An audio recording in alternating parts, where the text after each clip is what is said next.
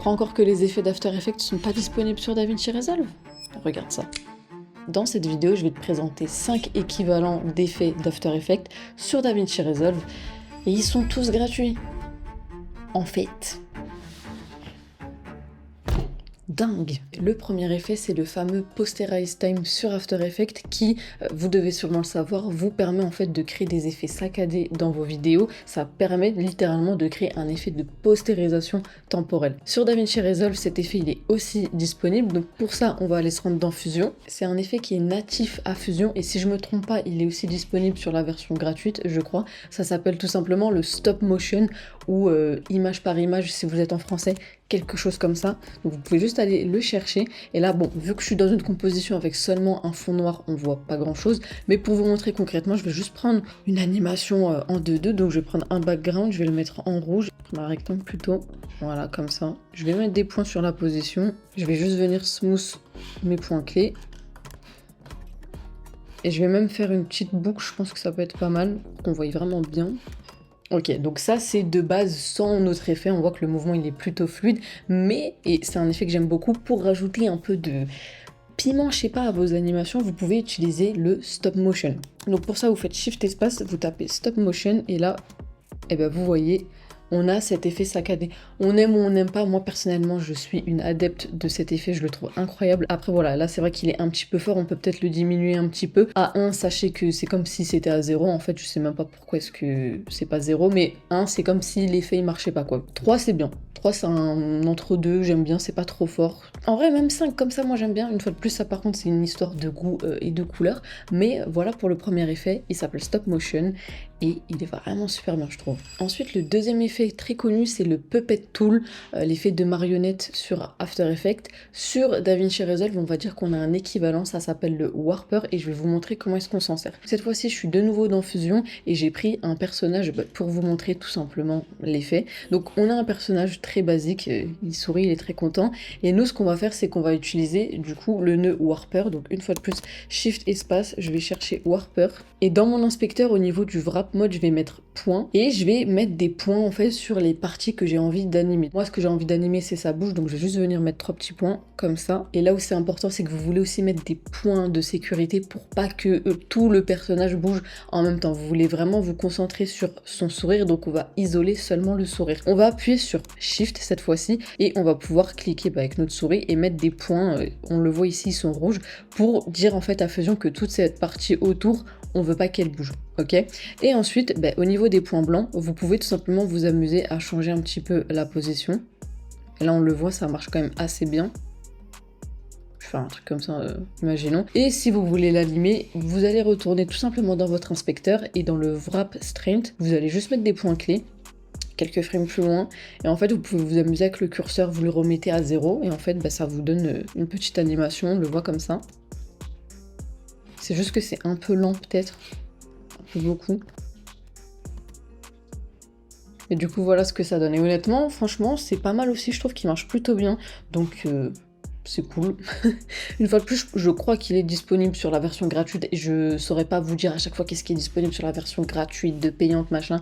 Vous m'excuserez. Je vous laisse tester dans votre coin. Quand vous ouvrirez votre logiciel, vous aurez la réponse. Et nous, on va pouvoir passer au troisième effet. Le troisième effet disponible, c'est le Deep Glow. C'est le glow emblématique et le plus utilisé sur After Effects. Après, c'est vrai qu'il est très joli. Et j'ai une bonne nouvelle pour vous, du coup, il est aussi disponible sur DaVinci, mais encore mieux, il est gratuit. J'ai fait toute une vidéo où vraiment je vous expliquais comment l'installer, comment s'en servir, tous les paramètres, etc. Donc je vous laisse aller la regarder, je vais pas tout redétailler ici, mais une fois que vous aurez installé l'effet, vous allez pouvoir aller dans votre barre d'outils, vous faites juste Shift espace, vous cherchez Dream Glow, et là du coup vous allez avoir plein de paramètres à modifier. Moi je viens toujours en fait diminuer l'exposition et augmenter le radius. Je vais plutôt le mettre là, et... Ah, qu'est-ce que vous voulez que je vous dise en fait ? C'est incroyable, c'est vraiment incroyable. Le quatrième effet disponible, ça va être le film grain. Pour notamment quand vous voulez styliser vos animations, rajouter en fait un effet granuleux, ça peut vraiment être pas mal, ça rajoute beaucoup de texture en fait à vos animations et c'est vraiment super beau. Donc pour vous montrer, on va styliser en fait ensemble un petit icône pour vous montrer comment est-ce que ça peut vraiment changer pas mal le visuel. Donc pour ça, on va venir prendre un background, je vais le connecter à la suite, je vais le mettre en blanc. Ok, je vais le masquer avec une ellipse, je vais le rétrécir un petit peu. Ensuite, je vais venir créer une première ombre, donc pour ça, je prends un nouveau background à la suite, sauf que cette fois-ci, je vais le laisser en noir. Je vais venir dupliquer cette ellipse-là, en fait, et je vais venir juste la bouger un petit peu. Voilà.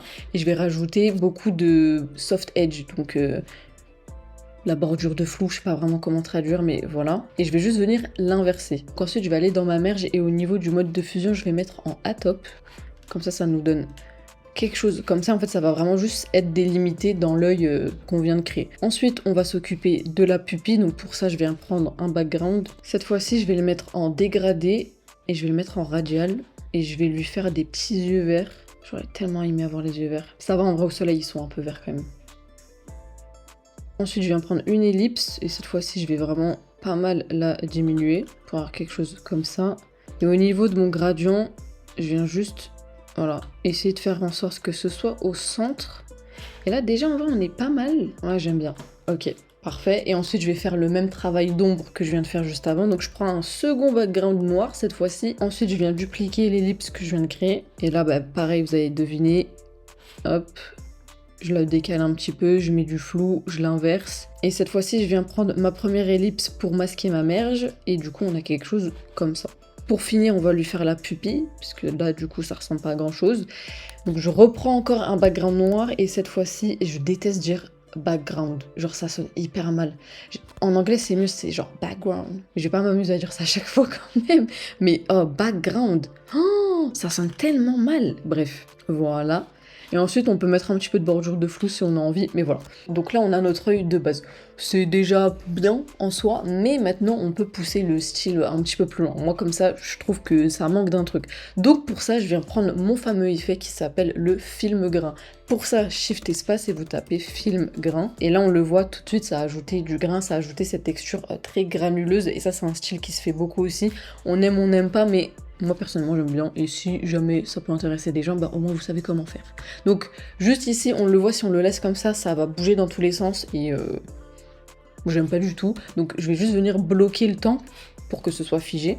Et après, vous avez plein de paramètres dans l'inspecteur que vous pouvez modifier pour réduire la taille du grain, etc. Par exemple, diminuer la taille, la force. Bon, si on le met trop fort, pas sûr. Donc moi, je viens un petit peu la diminuer. Bref, en vrai, il y a plein de paramètres. Vous pouvez les modifier un petit peu comme vous voulez, mais là, du coup, c'est un style, voilà. Là, ça me plaît bien, j'aime bien. Et c'est très stylé. On passe à la suite. Le dernier effet disponible sur DaVinci Resolve, c'est le CC Light Sweep. Du moins, c'est l'équivalent du CC Light Sweep sur After Effects qui vous permet de faire des light sweeps. Pas de surprise. Donc en fait, c'est des reflets lumineux qui sont très bien. On peut le faire de base nous-mêmes, voilà, mais il faut un petit peu traficoter avec des backgrounds, des glows, machin, bref. Un peu chiant. Donc aujourd'hui, je vous présente un effet qui est complètement gratuit. Je vous l'ai mis en téléchargement dans la description, donc vous pourrez juste le télécharger. Et en fait, ça reprend vraiment le CC Light Sweep d'After Effects. Quand vous téléchargerez le dossier, vous vous retrouverez avec un fichier .drfx. Ce qui est bien, c'est que du coup, vous n'avez rien besoin de faire. Vous double-cliquez seulement dessus. Ensuite, il y a un petit icône qui va apparaître pour vous demander si vous voulez vraiment lancer en fait l'installation. Vous faites OK et en fait, là, DaVinci va faire sa petite magie dans son coin tout seul. Il va installer l'effet pour vous. Et du coup, quand vous allez chercher Light Sweep dans vos effets, vous allez le trouver. Et en fait, vous allez pouvoir le drag and drop sur un icône, une image, peu importe. Pour vous montrer un exemple, je vais prendre ici mon logo de DaVinci Resolve. Et en fait, je vais venir prendre mon effet. Et là, vous voyez, incroyable, il y a un effet de Light Sweep qui vient de se créer. Et en plus, ce qui est bien, c'est qu'il y a quand même la petite bordure, on le voit ici, qui est plus clair que le reste du light sweep, donc ça fait vraiment un bel effet de light sweep réussi. Et après, une fois de plus, voilà, vous avez plein d'effets que vous pouvez, des paramètres que vous pouvez modifier, etc., etc. Bref, voilà, faites-vous plaisir pour le coup. Mais maintenant, le truc, c'est que ce light sweep là, il va être disponible dans votre bibliothèque d'effets, certes, mais quand vous allez aller dans Fusion et que vous allez faire Shift espace pour accéder à votre barre d'outils. Donc ici, vous n'allez pas le retrouver. Et si jamais vous êtes dans Fusion et que vous êtes en train de faire des animations, bah, c'est un peu dérangeant. Donc c'est pour ça que dans le dossier que je vous ai donné, il y a un second fichier, cette fois-ci un point setting. Celui-là, cette fois-ci, vous allez le mettre dans un endroit très spécifique de DaVinci Resolve. Donc vous allez aller dans Fusion, vous ouvrez Fusion, c'est important, vous allez dans Effets, Template, Show Folder, et ensuite vous allez chercher le dossier macro. Et en fait, tout simplement, bah, le fichier .setting Essential Light Sweep que vous avez téléchargé, vous allez le drag and drop dans ce dossier macro, vous fermez, vous réouvrez DaVinci Resolve et normalement, s'il n'y a pas de problème en tout cas, vous faites Shift espace, vous tapez juste Light Sweep, même juste Sweep, et là vous allez le retrouver. Et quand je vais venir l'importer, on voit que j'ai un petit groupe, voilà, ça sert à rien de l'ouvrir, ne vous faites pas chier avec ça. Par contre, du coup, juste vous pouvez le connecter à la suite. Donc pour ça, vous prenez votre nez, vous maintenez Shift, hop, voilà. Et là, du coup, on a aussi notre effet de Light Sweep qui fonctionne et on retrouve tous les paramètres qu'on avait dans la page Edit au niveau du Light Sweep. Après, vous pouvez même mettre des points clés sur, par exemple, la position XY pour faire une petite animation vraiment de Light Sweep pour le coup. Voilà. Et je le répète, c'est gratuit. Donc voilà, ce que tu faisais sur After Effects, tu peux continuer de le faire sur DaVinci Resolve. Et bon, après, si t'étais déjà sur DaVinci Resolve, tu sais maintenant que tu peux faire tout pareil que After Effects. C'est bien, non? Oui. Bref, si tu veux continuer d'apprendre des trucs sur Fusion, tu sais déjà ce qu'il te reste à faire en fait. Donc moi je vous dis à bientôt pour la prochaine vidéo et en attendant, prenez soin de vous. Tchuss. Dans cette vidéo...